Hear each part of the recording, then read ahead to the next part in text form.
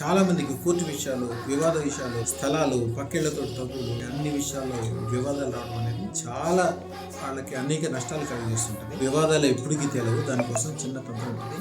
అదే చాముండా భద్రకాళి మహాకాళి తంత్రం.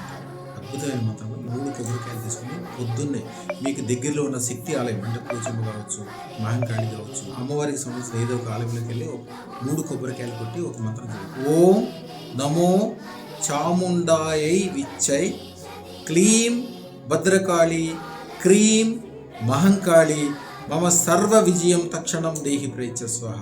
ఈ మంత్రం 108 సార్లు చదువుకొని దండం పెట్టుకుని రావాలి. ఇట్లా 3 రోజులు చేయాలి.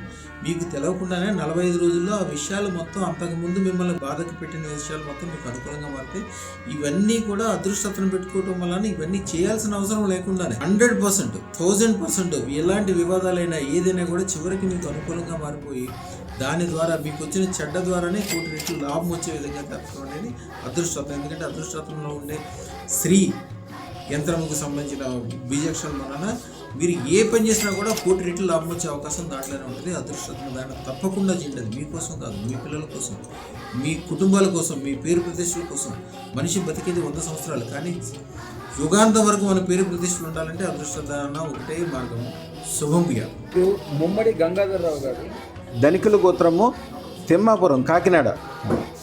ఈ అదృష్టరత్నం పెట్టుకున్న తర్వాత అండి ఇప్పటికి వచ్చే ల్యాండ్స్ మొత్తం ఈవిడికి 1500 గజం వచ్చిందండి. ఓకే.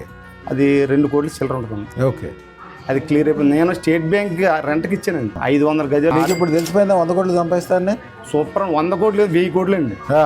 1000 కోట్లు సంపాదించని నా డ్రీమ్ అలా ఉందండి. అది